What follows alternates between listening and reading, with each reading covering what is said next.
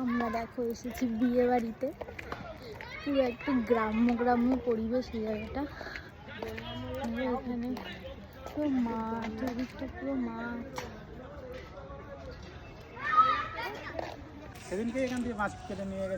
বাঁশবাগান এখানটা।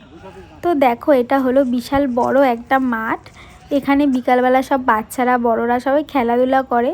আর চারিদিকটা হলো বাঁশবাগান আর জঙ্গল, মানে দেখেই না কীরকম একটা ভয় লাগছিল। আর সন্ধ্যার পর থেকে না এই দিকটার কেউ আসে না, কারণ এখানে কোনো রকম লাইট নেই।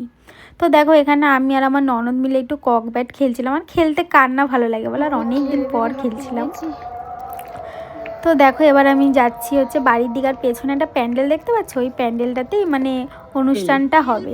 তো দেখো গিয়েই আমি ছাদে উঠে গিয়েছি আর তোমাদেরকে দেখাচ্ছিলাম যে এই বেল গাছটা মানে কত বেল হয়েছে। আর জানো তো এখানে চারিদিকে শুধু জঙ্গল আর জঙ্গল, মানে বাড়িঘর খুবই কম, মানে চারিদিকে শুধু গাছপালা আর গাছপালা। আর এই দিকটা না এত ঠান্ডা, মানে কি বলবো, আমাদের এখানে তো গরম পড়ে গেছে কিন্তু ওদিকটা খুবই ঠান্ডা ছিল। তারপর দেখো ননদ বৌদি একটু স্টাইল মেরে নিলাম। আর দেখো এখানে কি সুন্দর তুলসী তলায় সন্ধ্যা দিয়েছে, মানে সন্ধ্যা প্রদীপ দেখাচ্ছিলো, সেটাই তোমাদেরকে দেখালাম।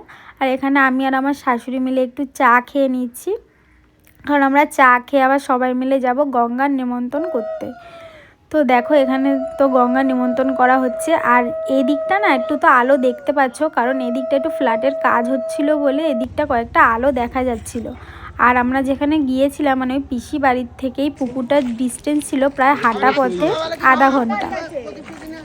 তো পুরো রাস্তাটা না মানে ঘুটঘুটে মানে অন্ধকার ছিল, মানে এখানে সবাই ফোনের ফ্ল্যাশ, তারপর লাইট, টর্চ এইসব নিয়ে সবাই রাস্তায় যাওয়া আসা করে। এদিকটা একটু আলো দেখতে পাচ্ছ, কারণ এটা অনেকটাই মানে দূরে, ওর জন্য এই একমাত্র এই ল্যাম্প পোস্টটাতে আমি একটু আলো দেখলাম, তাছাড়া কোনো আলো ছিল না। শিয়াল না রাস্তায় মানে ঘুরে বেড়াচ্ছিলো, একবার এই পারে যাচ্ছে একবার ওই পারে যাচ্ছে। তো দেখো এসেই আমি সিঙ্গারা আর মুড়ি নিয়ে বসে পড়েছি।